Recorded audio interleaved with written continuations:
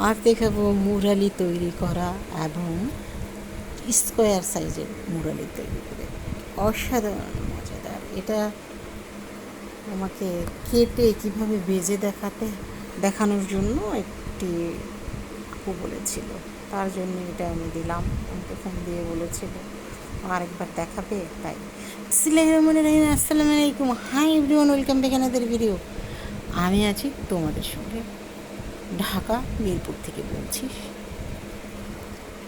আমি আজ যেহেতু রাতেও মেহমান আসবে, প্রায় 20-25 জনের উপরে হবে, তাই আমি ঘুম থেকে উঠেই আগে ঘরগুলো গুছিয়ে নিয়েছি। ওটা বিছানা গুছিয়ে নিলাম, ড্রয়িং রুম গুছিয়ে নিলাম, তারপর চলে এলাম ডাইনিংয়ে। এই ডাইনিংয়ে এই শোকেসটা আমার এখানে হচ্ছে ফ্রাই প্যান, সসপ্যান, তারপরে তার উপরে কিছু হাদিস কোরআন এগুলো আছে, হাদিসের বই কোরআন। আর এই তো ডাইনিংয়ের এই সাইডটাতে বেসিন, আমার ফিল্টার, আমার প্রয়োজনীয় জিনিসগুলো এখানে। তারপর টেবিলের পর্দাটা উঠাবো, আমি ধুয়ে নিব, এর জন্য টেবিলের কাছে এসেছি যাতে রাতে আমার কোনো ঝামেলা না হয়। গুছিয়ে পর্দাটা ধোয়ার জন্য নিব। তারপর চলে এসেছি রান্নাঘরেও তাড়াহুড়ো করে গুছিয়ে পরিষ্কার করে নিলাম। আর পরিষ্কার করে গুছিয়ে নেওয়া রান্না করতেও নিজের কাছে অনেক বেশি ভালো লাগে। আর বিছানাগুলো আটসাট করে চাদর বিছিয়ে গুছিয়ে রাখলে নিজের কাছে ভালো লাগে। আমার কাছে যেটা ভালো লাগে সেটাই একটু শেয়ার করলাম। আর রান্নাঘরটাও শেয়ার করলাম। এখানে আমি রুটি তৈরি করার সময় মুরালির ভিডিওটা ডিলিট হয়ে গেছে, তবে আমার আগের ভিডিও যেহেতু আমি দিয়েছিলাম ওখানে কিভাবে করেছি সেটা আছে। তারপর আমি একটু মুখে বলে দিচ্ছি। এটা হলো আমি ময়দা 2 কাপ নিয়ে নিয়েছি। আর বেকিং সোডা কিংবা বেকিং পাউডার, বেকিং সোডা নিলে 1 চিমটিতে একটু বেশি নিতে হবে, আর বেকিং পাউডার নিলে 1 টিস্পুন নিতে হবে। নিয়ে ঠান্ডা পানি দিয়ে গুলিয়ে কিছুক্ষণ রেস্টে রেখে আমি ময়ানটা করা পর্যন্ত আমি ভিডিওটা পেয়েছি। তারপরে কীভাবে ডিলিট হয়ে গেছে সেটা আমি বলতে পারছি না, তবে আমার আগের ইয়েতে দেওয়া আছে। এটা যেহেতু শুধু ওই আপুটা বলেছে রুটিটা কতটুকু মোটা আর কীভাবে কেটে ভেজে শিরার মধ্যে দিয়ে চিনির শিরা, গুড়ের শিরা যেটা দিই সেটাই আপুটা দেখতে চেয়েছে।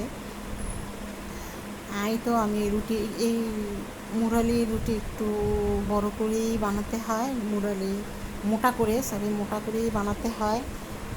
আর নিমকির জন্য বড় যে নিমকিটা সেটার জন্য অত মোটা করে বানাতে হয় না। আমি দুটোই বানিয়েছি, অনেক মজার। আর বাইরে কিন্তু এই নিমকি মুরালি এগুলো কিনতে অনেক দাম। এই তো আমি রুটি বানিয়ে নিয়েছি এবং 4 সাইড দিয়ে কেটেও নিয়েছি। এখন আমি এই যে স্কোয়ার সাইজের যে মুরালি সেটা আমি তৈরি করে নিচ্ছি। আমার কাছে ভালো লাগে, কেউ লম্বাভাবেও করতে পারো, এরকমভাবে না করলেও পারো। এই তো এখন হলো নিমকির জন্য কেটে নিচ্ছি। রুটি করে 4 সাইড দিয়ে কেটে মাঝখান দিয়ে ছোটো ছোটো করে পিস করে নিয়েছি। এখন একটা দাগ দিয়ে দিব, তাহলেই সুন্দর হয়ে যাবে, কারণ অত বড় মুরালি ভালো লাগবে না, তাই মাঝখান দিয়ে আমি ছোটো করে নিলাম।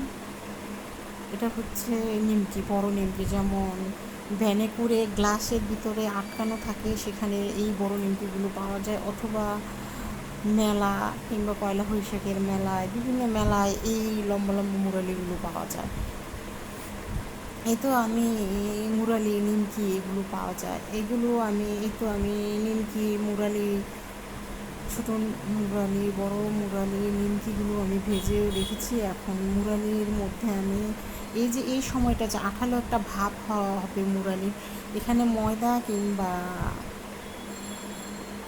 চালের গুঁড়ো দিতে হবে। আমি কখনো চালের গুঁড়ো দিইনি, আমি সবসময় ময়দা দিয়েই করি। আমি 1/2 কাপের মতো ময়দা দিয়ে দিয়েছি, কারণ এখানে মনে হচ্ছে অল্প একটু, এখানে অনেকগুলো মুরালি আরও আছে, আবার দেব। এই তো দেওয়ার পরে যে দেখো দোকানের মতো যে একটা আঠালো ভাব থাকে, এই যে দেখাচ্ছি, একটু ভেঙেও আমি একটু দেখাচ্ছি। এগুলো আমি এখন ঠান্ডা হওয়ার জন্য দিয়েছি। অবশ্যই ফ্যানের মধ্যে দিয়ে ঠান্ডা করা যাবে না, ফ্যান বন্ধ করে এটা ঠান্ডা করতে হবে। যতটুকুই সময় লাগুক, আমি একটু মুরালিটা কাছ থেকে ভেঙেও দেখিয়ে দিলাম। অনেক সুন্দর, অনেক মজাদার হয়েছে।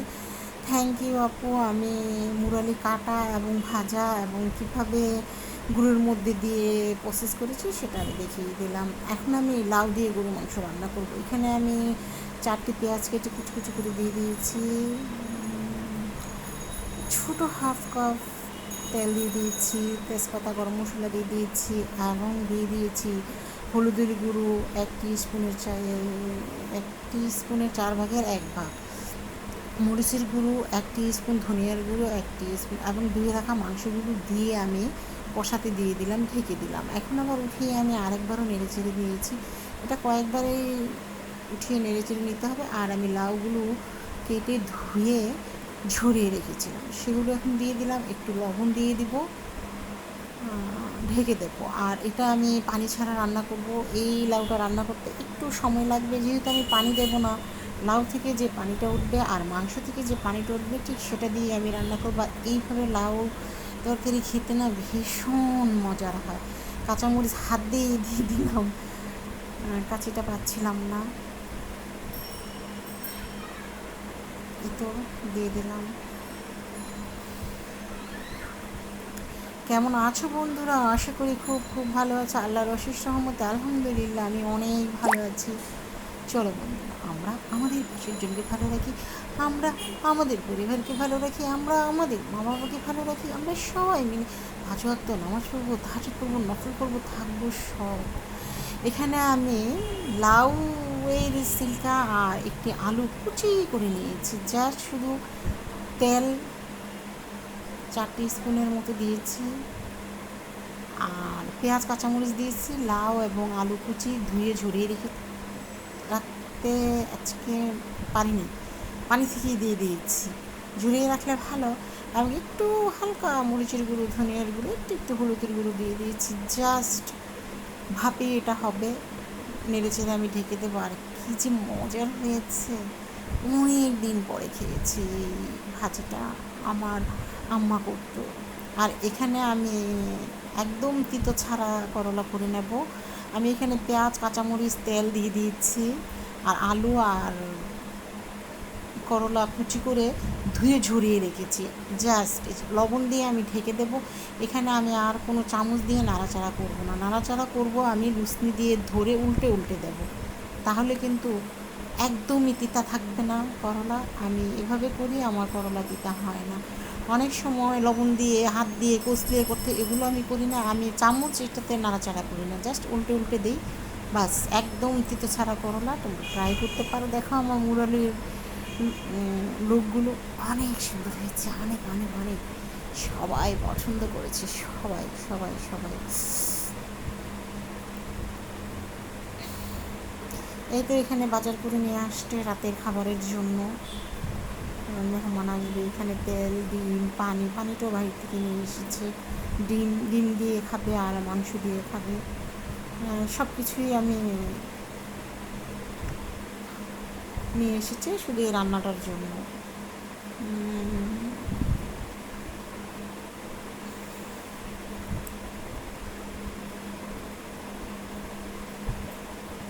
এই তো আমি টেবিলের ইয়েটা উঠিয়ে নিচ্ছি, টেবিল ক্লথটা আমি উঠিয়ে নিব।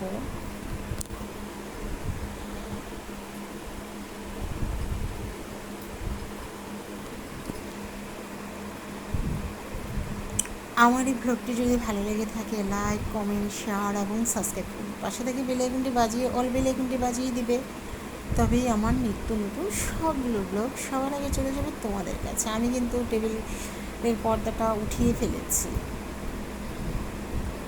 যেহেতু আমার সোফার কভার, চেয়ারের কভার খয়েরি, তাই আমি টেবিলের পর্দাটাও আমি খয়েরি রেখেছি।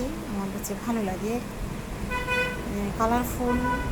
ময়লা হলেও বোঝা যায় না, আর অন্য কালার ময়লা হলে বোঝা যায়। আমি অত ময়লা করতে দিইও না আমার জিনিসপত্র, আমি আমার জিনিসপত্র খুবই যত্ন সহকারে রাখি। এই তো এটা একটা মাটির আল্লাহ লেখা, এটা আমি পরিষ্কার করে নিচ্ছি। আর এখানে লবণ রাখার দুটি ইয়ে আছে এবং একটি মাটির হাঁড়িকেনও আছে।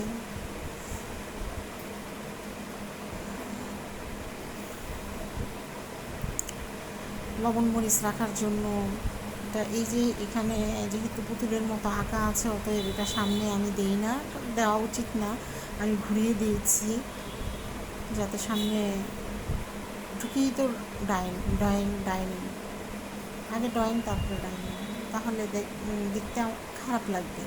এই জন্য আমি এটা পেছনে দিয়ে সামনের দিকে মানে খালি অংশটা দিয়েছি। আমার কাছে ভালো লাগে সেটা একটু শেয়ার করলাম। যেহেতু ফুলের টপটাও একটু আমি সব নারী এক না, সবার ক্ষেত্রেও এক না। আমরা কোনো নারী টাকা পছন্দ করে, কোনো নারী শুধু ঘর পছন্দ করে, আবার কোনো নারী টাকা আনন্দ আছে, দুটোই পছন্দ। উপার্জনের টাকা দিয়ে আমার ক্ষেত্রে সেটা সবাই অনেক অনেক সবাই আমাদের সবাই দিয়ে আমি আস্তে আস্তে সবাই নারী সবার ক্ষেত্রে এক না।